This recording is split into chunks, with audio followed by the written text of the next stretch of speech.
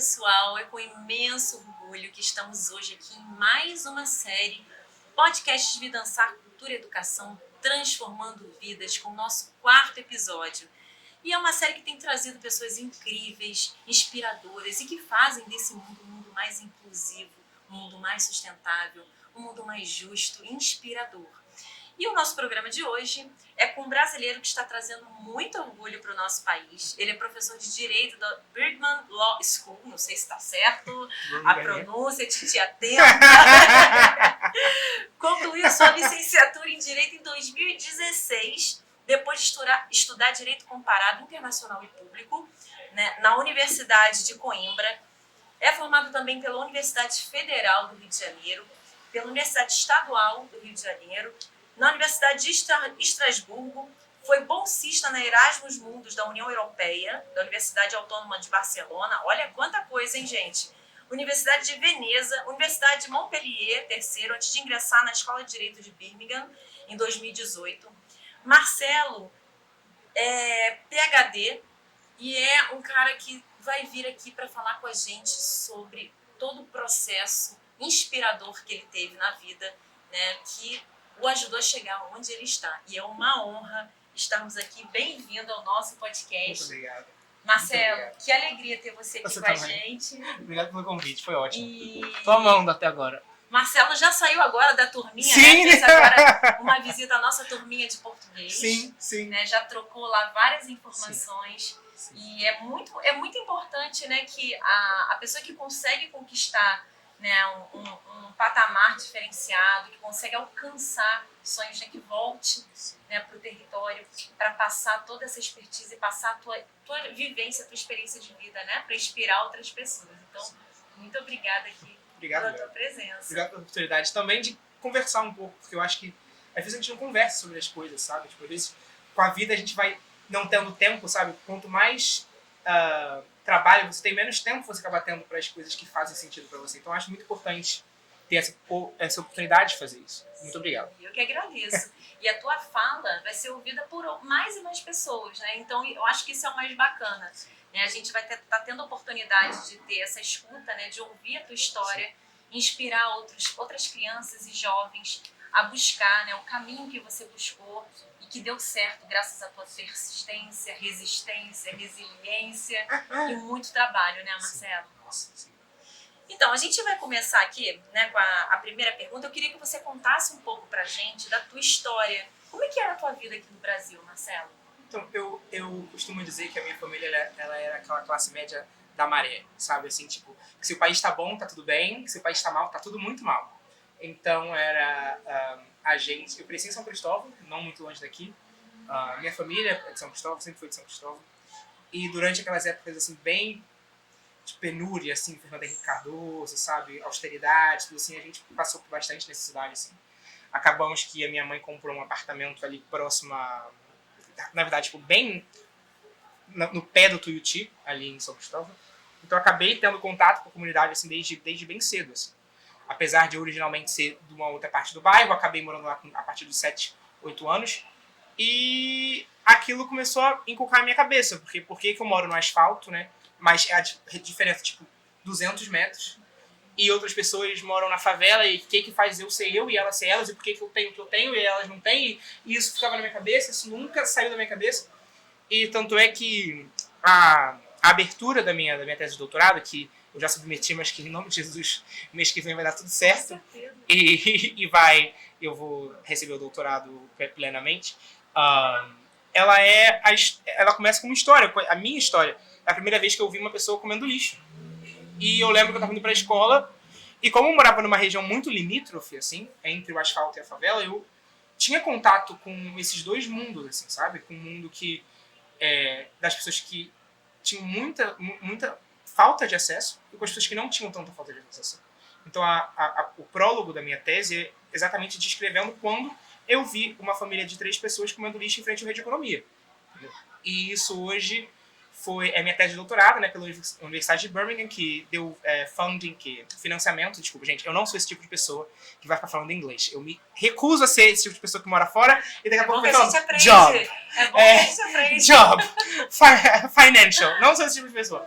Mas eles me deram o financiamento para fazer o doutorado lá. Foi mais de R$ 400 mil, incluindo as bolsas na cotação de hoje, né? Incluindo as bolsas para pagamento das anuidades, né, das mensalidades, e pagamento da manutenção, né? Foi basicamente 350, R$ 400 mil. E bancaram tudo. Tipo, desde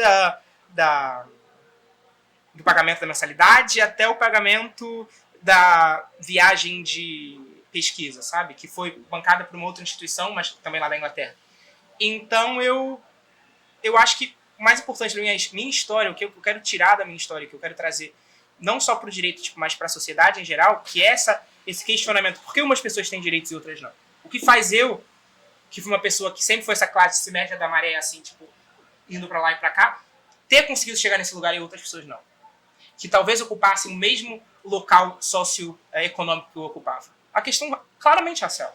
A questão é claramente uma questão que eu chamo de uma questão de privilégio orgânico, que a sociedade impõe que você tenha esse privilégio e é isso, e nada vai tirar esse privilégio. Enquanto outras pessoas automaticamente são impostas esse tipo de restrição ao que elas podem ser, entendeu?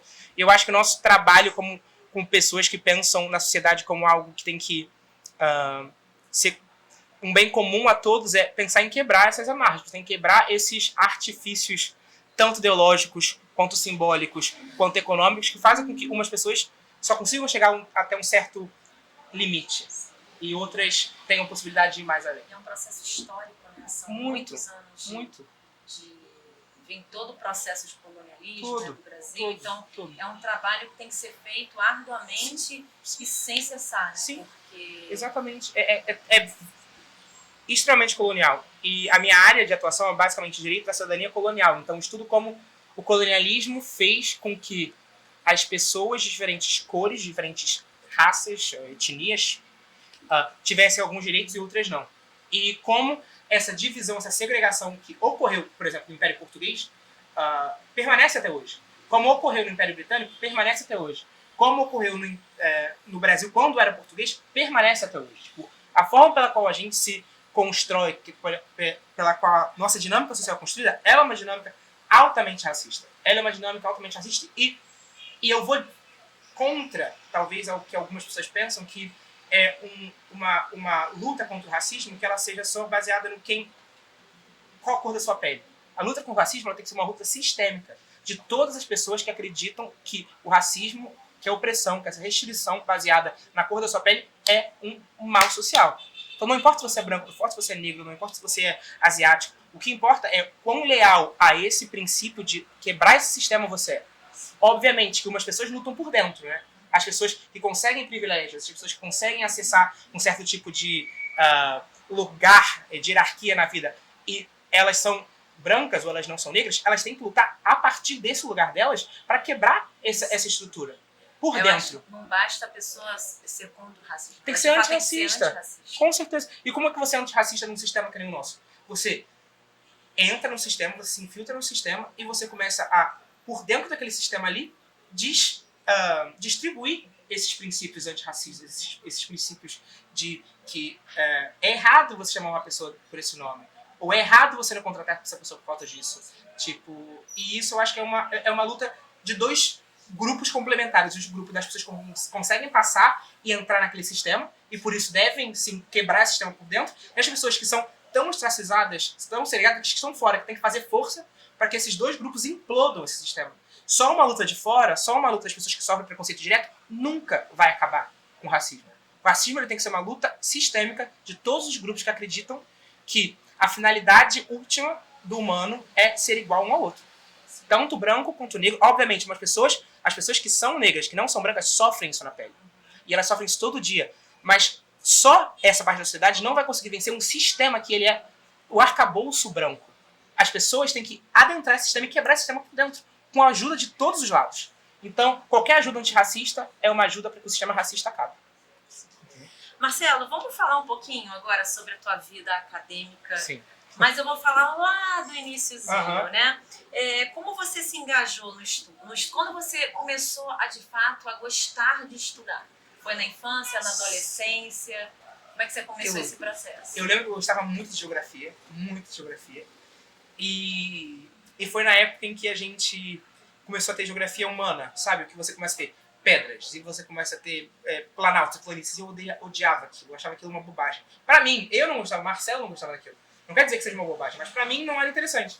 E quando a gente começou a ter formação socioeconômica, trem, para que serve o trem, por que o trem é um meio de transporte melhor do que o avião, e tudo isso que ligava com a sociedade, formação, migração, eu comecei a ficar apaixonado por aquilo. E eu me lembro que isso, eu acho que foi na quinta série, quarta série, porque até ali eu era um aluno, ok, eu não era um aluno muito bom. E a partir dali, quando eu achei o meu interesse, os meus interesses ali, que eram mais esses interesses ligados à sociedade mesmo, ficou muito mais claro que eu gostava. E eu comecei a funilar um pouco a minha área de interesse. E a partir dali, eu acho que quarta, quinta série, que eu comecei a perceber, eu sou bom nisso aqui, eu posso ser bom nisso aqui. E então foi por aí, foi entre a quarta e quinta série, mais ou menos. Legal. E quando e por que você decidiu cursar Direito? Como é que acendeu assim a... No caso, não acendeu, né? Foi acesa de cima de mim pela minha mãe. Porque algumas pessoas conhecem a minha mãe. Quem conhece minha mãe conhece. Iroaci Carvalho é nossa coach do Projeto Vida Ansar, maravilhosa. E eu tenho o sonho que um dia tua mãe vai estar sentada aqui para dar também essa entrevista aqui pra gente, que a Iroaci, ela é uma pessoa incrível, né? A gente vê o filho incrível que ela criou, né? E todo o processo de coach que ela realiza no projeto, Marcelo, é maravilhoso. Sim. E foi isso, assim, pra mim. A minha mãe tentou me dissuadir. Ela fala que é mentira. É verdade, ela tentou me dissuadir, sim. Ela tentou me dissuadir de fazer antropologia. Eu queria muito fazer antropologia.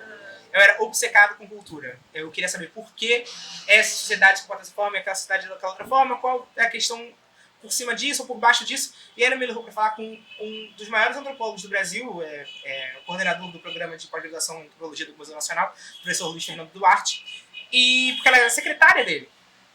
Ela era secretária do Luiz Fernando. E minha mãe sempre foi uma pessoa muito alto astral, que sempre fala muito, conexões desde o presidente até todos os ciclos sociais. Minha mãe tá ali. Ela gosta de falar com qualquer pessoa e isso é uma coisa que veio muito pra mim também. Eu trato todo mundo igual porque eu acho que é a forma como eu gostaria de ser tratado por qualquer pessoa. E a minha mãe sempre me ensinou muito isso. Não importa se é a faxineira, a secretária ou o presidente. Todo mundo é igual, independente disso. E isso foi muito importante pra mim na minha construção. E quando a minha mãe me levou pra conversar com o Luiz Fernando, ele sentou, eu lembro até hoje, um escritório assim cheio de livros, assim, muitos livros, escuro, ele só tinha uma lanterninha assim, acesa, sentado numa mesona imensa. Aí ele virou pra mim e falou assim: sua mãe me disse que você quer estudar antropologia. Eu falei: sim, tem antropologia na UF. Aí ele: esqueça. Que estilo fantástico! Ouvir de um antropólogo, esqueça, acabou. Foi basicamente isso. Eu não sei se a minha memória hoje em dia tá tão boa como aquela, mas basicamente foi isso que eu entendi. Ele falou: esqueça pra mim. Ele foi muito mais educado, obviamente. Ele falou: antropologia é uma ciência disso, daquilo. E ele falou, por exemplo, eu já sabia que minha mãe tinha falado com ele. Porque minha mãe não dá ponto sem nó. Eu, por exemplo, fiz direito. Aí, quando ele falou pra mim que ele tinha feito direito, já sabia que minha mãe me botou pra falar com ele porque ela queria que eu fizesse direito. E eu acho que minha mãe sempre percebeu que eu tinha uma análise crítica da sociedade muito grande. Porque quando você tem 6 anos e pergunta por que essa família tá comendo do lixo, mãe? E ela não sabe responder, ela já sabia que eu tinha uma vontade de perceber dessas situações. Então, acho que ela me voltou um pouco para pensar nisso de uma forma bem maternal e bem construtiva. Então, eu sou muito grato a ela por isso.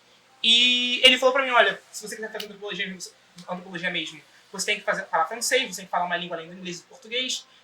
Então, foca nisso, mas eu te indicaria fazer uma ciência social mais ampla. Ou uma sociologia, ou um direito. E foi daí, desse dia pra frente, eu falei: ok, vou fazer direito. E fiz vestibular.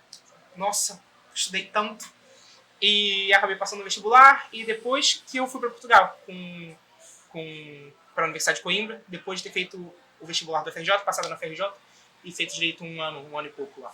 E você foi por algum programa da UFRJ? Não. A minha família, por parte de pai, é de origem portuguesa.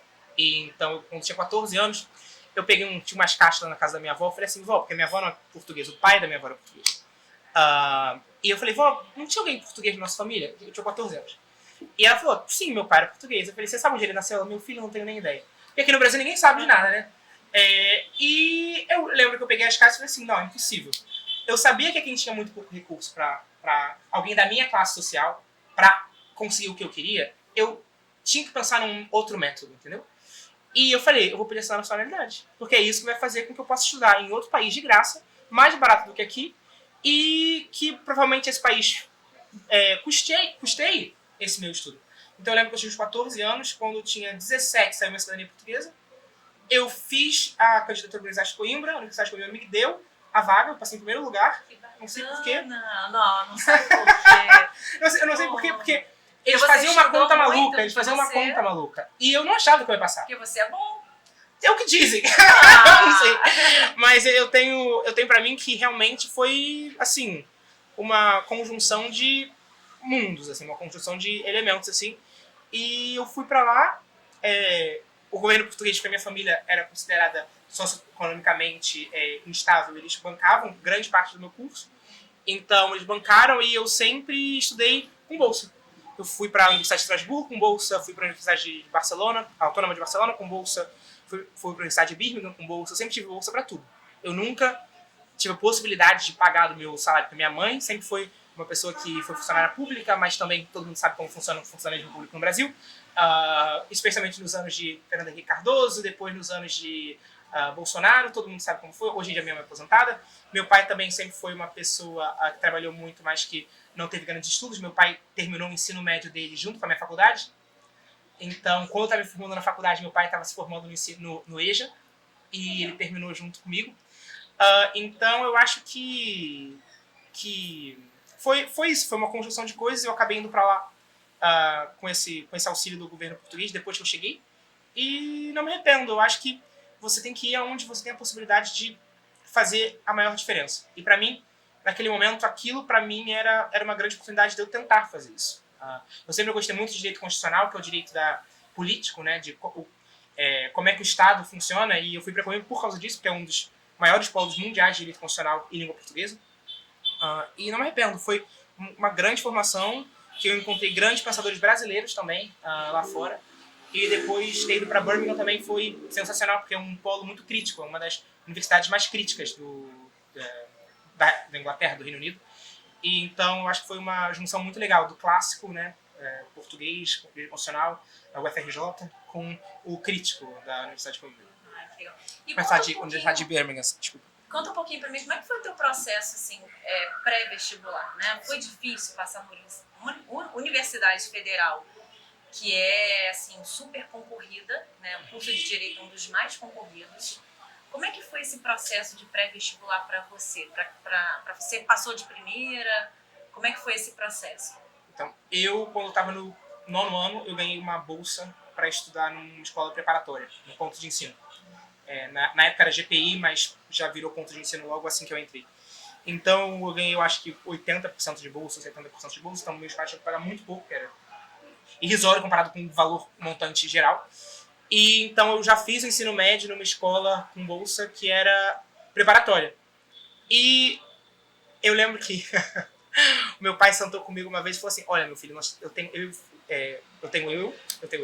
você e o Fernando. Eu preciso que um de vocês passe na universidade. Por favor, estuda. E eu entendi aquilo, tipo, eu posso pagar para um, eu posso pagar para o outro. Então eu me forcei muito a estudar assim, não só porque eu queria passar, porque obviamente eu queria passar, mas porque eu achava que tipo, isso ia ser também a possibilidade de meu irmão também estudar, sabe? Porque caso eu passasse ele não, bom, porque aí um só que vai ter que pagar uma universidade. Ou caso eu não conseguisse passar, iam ser dois que meu pai teria que pagar uma formação ali. Então eu me forcei muito por isso. Não porque eu achasse que meu irmão não teria capacidade, claro que ele tem inteligentíssimo também, estudando na PUC, com bolsa de 100%. Só que como era o primeiro, se eu já não passasse, ia ser um auspício muito negativo pro segundo, entendeu? Então, eu estudei muito e o que eu fazia era, eu fazia todos os exercícios do livro. Todos. Eu fazia todos os exercícios do livro. E eu falava assim, é o que eu posso fazer. Eu não posso fazer mais que isso. Eu fazia o que era possível pra mim. Então, eu fazia todos os exercícios do livro e aí a pessoa provavelmente me vendo, falando, um estudante do ensino médio fazendo vestibular, fala assim, impossível, ele não fazia todos. É verdade, eu não fazia todas as matérias, eu fazia todas as minhas específicas. Eu fazia história, português, geografia, todos os exercícios dessas matérias. E assim eu passei de primeira, graças a Deus, e passei em Direito, passei em RI, e acabei escolhendo Direito mesmo, porque ela ficar a conversa que eu botei um RI assim no SISU, só por caso eu mudasse de ideia, Mas na minha época ainda tinha vestibular tradicional, então eu passei no vestibular tradicional, para a UF, eu acho que foi em 6º lugar, alguma coisa assim, e para a FRJ, eu acho que foi em 39º, 32º, foi isso mesmo, já nem lembro. Mas não fui para a UF, fui para a FRJ. Não me arrependo, muito boa universidade. O local, assim, é bem central também. E foi muito, muito bom começo. Eu fiquei lá só 1 ano e meio, depois eu fui logo para Coimbra. Mas a minha dica, talvez, para alguém que esteja fazendo vestibular, hoje em dia, eu que penso em fazer vestibular, o Enem, hoje em dia, foco no que você gosta. Eu lembro que no Enem eu acertei menos 2 das... eu acho que eram 45 questões na minha época. Era isso mesmo? Alguma coisa assim. E eu acertei 43. De História e Geografia. De Matemática eu acertei 12. Mas como eles faziam um cálculo, a minha nota de Matemática não foi tão ruim. Minha nota de História e Geografia foi muito alta. Ciências Humanas, eu acho que eles chamam. Ciência da Sociedade, alguma coisa assim. Então, eu acho que focar no que você gosta. Porque se você sabe o que você gosta, é muito mais fácil. Muito mais fácil você aprender. E aproveitando esse papo, né, sobre as universidades, sobre a educação, queria que você falasse um pouquinho pra gente o que você acha sobre as cotas. Você é favorável ou não? Então, eu acho que a gente sempre tem que partir de uma pergunta social a partir do contexto social. Então, você tem que analisar aquele contexto social e você perceber quais são os elementos positivos e negativos em relação a um certo conceito, a uma certa política, uma certa proposta, né? Os Estados Unidos foram o primeiro grande país, né, tipo, grande tanto a nível político quanto a nível territorial, a implantar algum sistema de cota lá. Funcionou ou não funcionou? Uma questão em aberto. Brasil também é um sistema altamente tocado pela escravidão, não é? Como os Estados Unidos, com uma diferença socioeconômica estrutural muito grande, em que é visível a diferença entre pessoas de um certo grupo étnico ou racial, como o próprio IBGE chama, né? Pessoas pretas ou negras, e outros grupos, os asiáticos e os brancos, por exemplo. Então, numa sociedade que é tão estruturalmente desigual, como você quebra esses elos de desigualdade? A única forma que você quebra esse elo de desigualdade é fomentando lugares, fomentando possibilidades para pessoas que são desses grupos sociais de se estabelecerem da mesma forma que as outras. Então, sou completamente a favor das cotas. Eu acho que as cotas são uma política que deveria ser temporária, mas que num país como o nosso, em que as diferenças são tão abruptas, são tão estruturais e são tão, às vezes, orgânicas de como o próprio sistema funciona, eu acho que elas são uma política, uma solução que é para ficar, até que a gente verifique que essas pessoas têm a mesma oportunidade que as outras, que tem uma equidade dentro desse sistema. Acho que vai ser nos próximos 10 anos? Não. 20? Não. 30? Espero que sim, mas acredito que não. Então, acho que a gente trabalhando numa sociedade que é mais igualitária, uma sociedade que tem mais possibilidade de igualdade entre os outros, a gente pode, talvez, pensar lá no futuro em abolir as cotas, mas até o dia em que essa igualdade seja material, um dia em que essa igualdade seja material, a gente pode pensar nisso. Mas até lá, quando não tiver uma igualdade material entre as pessoas, eu acho que a escola tem que vir e tem que ficar. Com certeza. E fala um pouquinho agora como é que é viver fora do Brasil. Como é que foi a tua experiência, assim, saindo, né, do Brasil, com o clima, com os relacionamentos, que são relacionamentos diferentes, né? E você Sim, muito. chegar em outro país. Como é que foi esse processo? Fala pra gente aí os prós. Os contras. Exato. Eu acho que vou começar pelos contras, que é mais fácil. Que a gente já com coisa boa. Já resolve isso aí. Eu acho que os contras. O contra socialmente, eu acho que o brasileiro, ele é, especialmente o carioca, eu acho que nós somos pessoas muito calorosas. Até tem gente que fala que a gente é meio grosso, é meio áspero, né? Mas eu acho que isso tudo é porque a gente tem uma capacidade de estar próximo do outro, sabe? Então isso foi a primeira coisa que me chocou um pouco lá fora. Essa distância entre as pessoas. Foi a primeira coisa que eu acho negativa, eu acho ruim. A segunda coisa, eu acho que algumas sociedades lá fora têm muito preconceito contra o brasileiro, que é um preconceito que é acima da questão de raça, é um preconceito xenófobo mesmo. Por exemplo, Portugal, a xenofobia contra brasileiros é absurda. Eu não estou falando porque eu ouvi, eu não estou falando porque um amigo me disse, eu estou falando porque eu estive lá e eu vi. Eu nunca sofri, porque o que eu fazia não era necessariamente o grupo que era o foco desse preconceito, né? O grupo que é o foco desse preconceito são as pessoas que trabalham com limpeza, as pessoas que trabalham com serviço, as pessoas que trabalham com mais próximas, né, dos patrões e que têm cargos que a gente chamaria, né, pouco qualificados, que na verdade não são muito qualificados, eles sabem o que estão fazendo, mas que são formalmente pouco qualificados. Essas pessoas sofrem muito em Portugal. Então acho que isso é uma segunda coisa. O preconceito que existe em alguns lugares contra o brasileiro é gritante, é aviltante. Então isso me chocou muito em Portugal. Eu pessoalmente nunca sofri, nenhum dos meus amigos que estudaram comigo na Universidade de Coimbra, por exemplo, nunca sofreram, pelo menos perto de mim, eu nunca me relataram terem sofrido, mas muitas pessoas que eu conheço que trabalhavam em limpeza, que trabalhavam em serviço, sofreram, e não foi uma ou duas vezes que eu vi. É uma xenofobia meio que econômica também, né? E eu acho que a questão portuguesa, que eu estudo o Império Português, a questão racial no Império Português, a minha tese de doutorado é sobre as relações raciais e o direito da cidadania no Império Português, incluindo o Brasil também.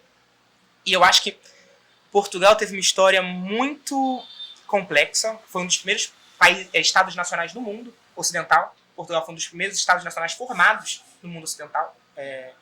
E a história deles com a Espanha é muito, muito perversa também. Portugal foi colonizado pela Espanha durante uns anos, então acho que Portugal, em tentar não ser colônia, fez muitas atrocidades ao redor do mundo. Muitas pessoas falam, Portugal não foi um império tão nocivo assim. Portugal foi o império dos trópicos, o uso do tropicalismo, a miscigenação dos povos. Não é bem assim.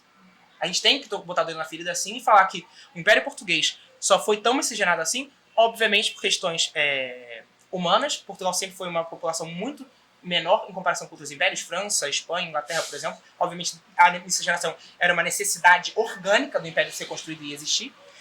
Mas eu acho que também Portugal teve a necessidade de tirar esse jugo que ele sentia de colônia pela Espanha e implementar esse jugo em outras pessoas, como se eles estivessem tirando isso deles para botar em outras pessoas. Então acho que na questão em Portugal tem muito isso, que é eu preciso que alguém seja menor que eu. E se Deus quiser, a minha tese vai ser como livro e eu estou tentando fazer com que ele seja publicado no Brasil em português, porque ele vai ser publicado primeiro em inglês na Inglaterra, mas eu quero realmente que ele seja publicado em português. Eu estou trabalhando na tradução, estou vendo possibilidade com 2 editoras, inclusive editoras, se quiserem, podem me contatar. Porque a gente ainda não tem contrato fechado com nenhuma editora no Brasil, e realmente lá eu tenho um capítulo inteiro que eu falo sobre a relação portuguesa com a raça e como isso é relevante para a nossa realidade brasileira aqui.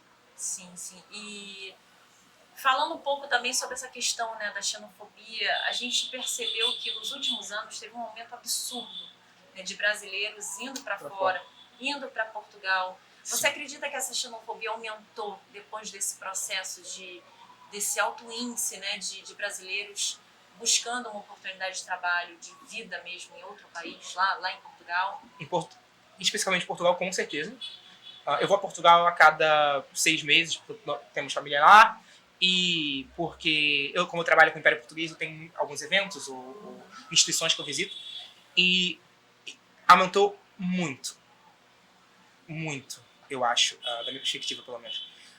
E isso, obviamente, não podemos negar que durante o governo Bolsonaro, qualquer pessoa que tinha um passaporte europeu tentou sair daqui o mais rápido possível. Pessoas com oportunidades, que tiveram a oportunidade de, primeiro, pagar uma documentação que era caríssima em alguns casos, e que tinham capacidade de pegar um bisavô, um trisavô para ter aquela documentação, saíram do país. Só que eles esquecem que lá eles não são europeus de verdade.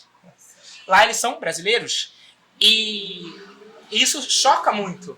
Porque quando você sai de um lugar de privilégio aqui, você chega em Portugal e você não é privilegiado mais, isso demonstra também como o preconceito, como a xenofobia, como o racismo às vezes até, porque a pessoa, quando no Brasil se acha branca, lá em Portugal ela não é branca. Você está entendendo?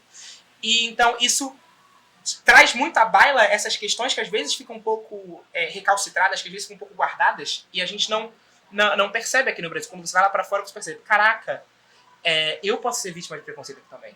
Então, eu tenho certeza que aumentou o grau de xenofobia em Portugal, porque eu fui, porque eu vi, e minha mãe visitou Portugal comigo da última vez, pela primeira vez ela foi para Portugal, eu levei ela para conhecer uma prima dela que ela nunca tinha visto. Nossa, que legal. E a minha própria mãe sentiu, ela falou, nossa, as pessoas falam mal com os brasileiros aqui. Eu falo, sim. E é muito triste isso, porque realmente Portugal é um país que não tem jovens, né? Um país velho, um país morrendo, a nível, quando a gente fala demograficamente falando, Sim, sim. e que precisa, né? Mas que tem a questão colonial que não deixa, eu acho, que a relação ser muito saudável.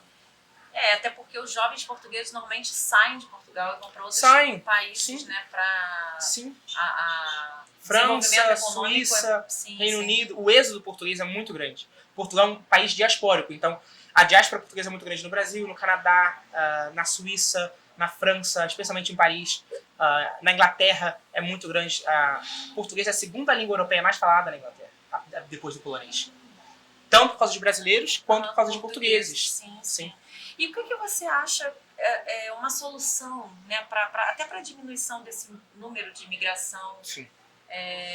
Esse desespero, né, que às vezes o brasileiro, né, ele fica com esse sonho, né, eu vou para fora, às vezes vai sem documento, sem nada. O que você acha que uma solução que poderia ser feita aqui, no nosso país, para que isso diminuísse? Eu acredito, eu tenho duas questões em relação a isso. A primeira é uma questão mais prática, que é investimento. Que tipo de investimento pode ser feito? Que tipo de investimento deve ser feito para que essas pessoas fiquem retidas aqui, não retidas no mau sentido, mas que elas escolham estar aqui, que elas escolham permanecer aqui.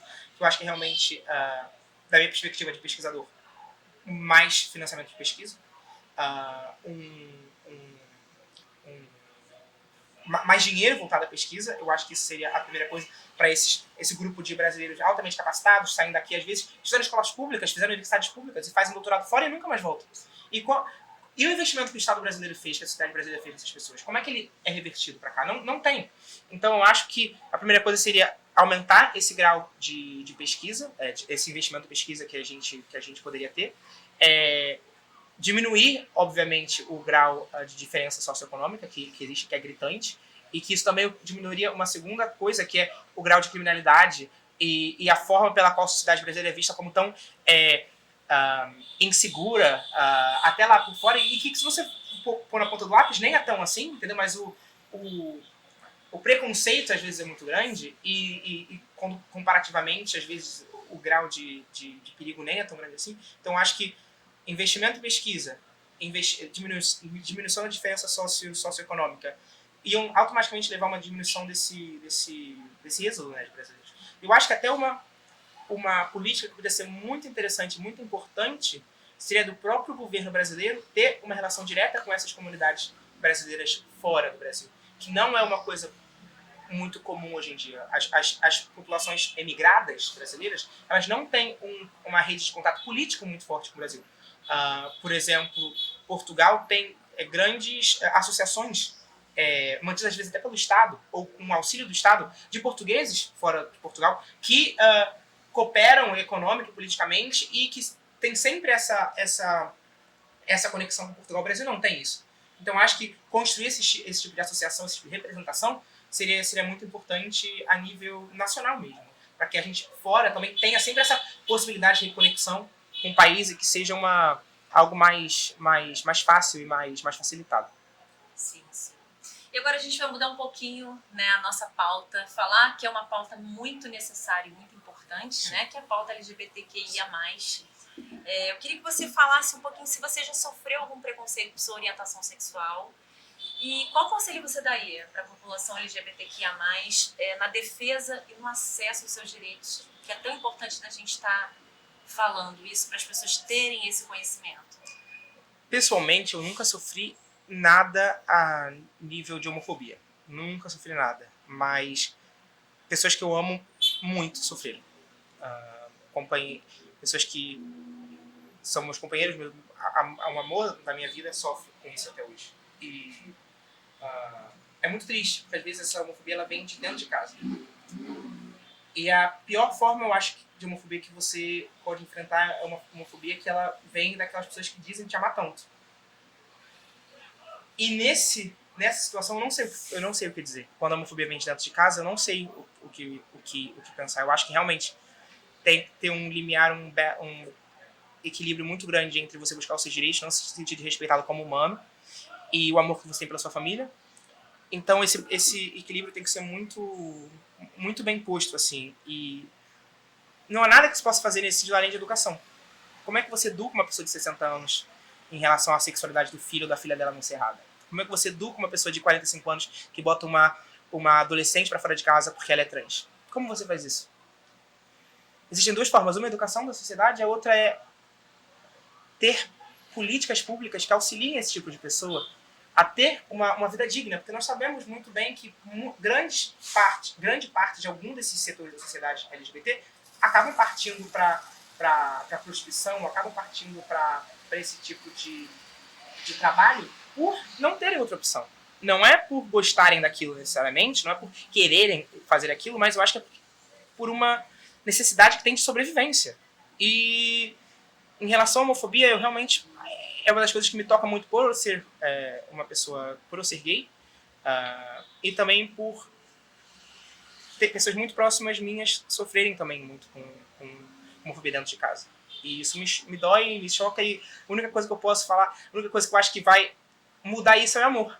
De repente, a pessoa não vai ter o amor que ela esperaria ter do pai ou da mãe ou do irmão, mas ela vai ter o amor de outra pessoa que às vezes escolheu para ser companheiro de vida dela ou a companheira de vida dela, ou tantas outras pessoas que, amigos ou parentes que vão aceitá-la do jeito que ela é. E o que eu diria para essas pessoas é: você não tem problema nenhum, você merece amor, você merece carinho, você merece respeito, e esteja em lugares em que essas coisas sejam presentes. E um dia talvez essa pessoa que te rechaça ou que não te aceita tão ser quem você é, vai entender e vai te abraçar outra vez. Mas com educação talvez a gente chegue lá, mas busca amor dos outros às vezes, e eu acho que essa é a única solução.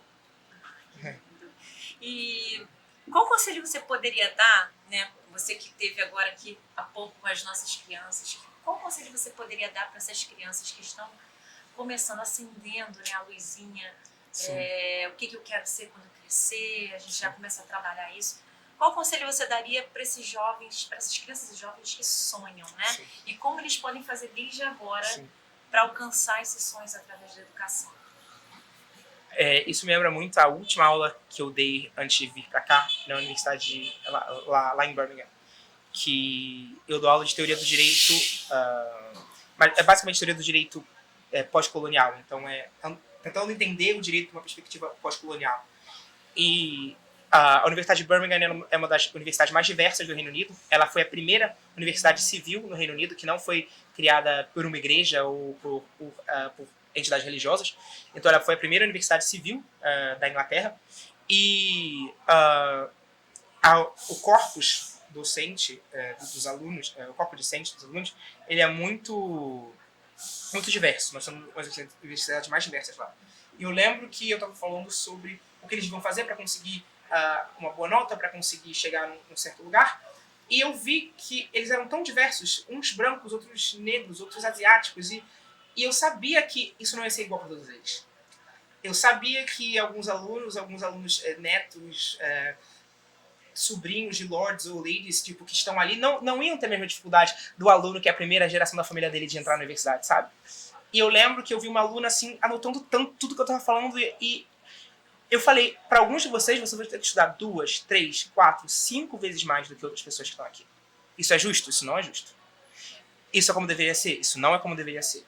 Mas algumas pessoas nascem com direitos. Outras pessoas têm que batalhar por direitos. Eu entendo que uns de vocês vão ter que fazer 5, 6 vezes mais do que os outros, mas fazer isso é a única coisa que vai conseguir te tirar do lugar em que eles, os outros que regem a sociedade, que querem pôr a você. Então, se você não faz isso por amor, pelo menos faça por justiça.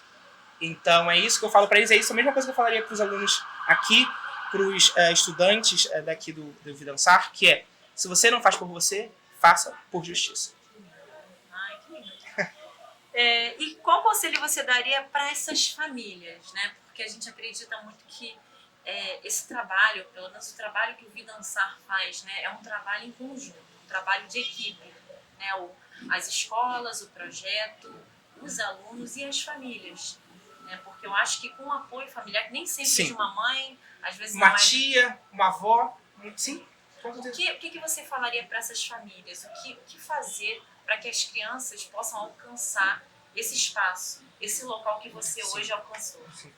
eu acho que é muito importante que, primeiro, a escuta é muito importante. Eu lembro que, quando eu era pequeno, eu pedi pro meu pai, me bota no curso de inglês.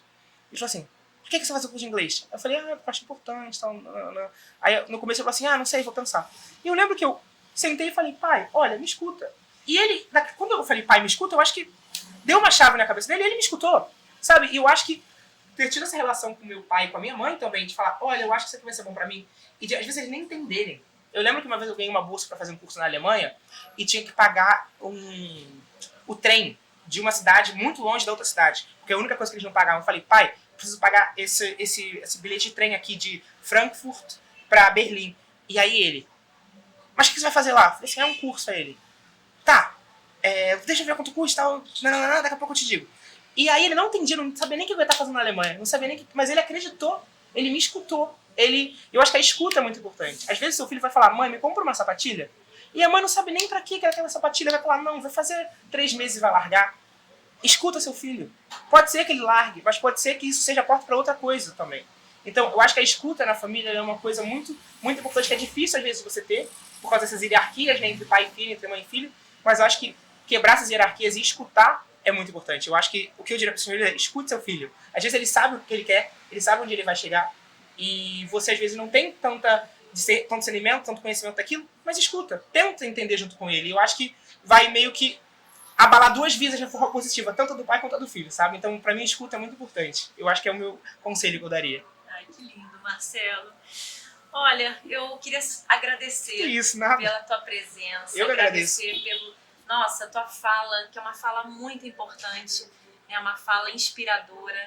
Queria agradecer pelo teu carinho aqui, né? De você, aquilo, né? Não esquecer o quintal de casa, você tá voltando aqui, tá levando um pouco daquilo que você construiu, né, com muito sacrifício, para que outras pessoas tenham a mesma oportunidade. Sim. Então, assim, é um orgulho muito grande que a gente está aqui te recebendo. E queria te agradecer. Eu que agradeço. A gente vai passar para você agora as palavras finais para o nosso público. Você quer dar alguma fala importante que você queira passar para as pessoas? Eu acho que o que sempre vem na minha cabeça é questione sempre. Às vezes as coisas que te dizem, os lugares que te impõem, não são o seu lugar. E questionar talvez faça com que você entenda aonde você tem que ir. Pra mim, isso foi o que funcionou pra mim. Questionar sempre, a curiosidade sempre. Sempre foi algo muito presente na minha vida e eu acho que foi o que me tirou de talvez seguir um padrão que era engrenado, que era criado na minha família, que me diferenciou entre esse padrão que eu poderia seguir e hoje. Acho que é isso que eu diria. Ai, que bom. Marcelo, muito obrigada pela presença. Mesmo. E aqui encerramos mais um episódio da série Podcasts de Vida Ansar, Cultura e Educação Transformando Vidas. Muito obrigada a todos que nos acompanharam e até a próxima, pessoal. Tchau, tchau.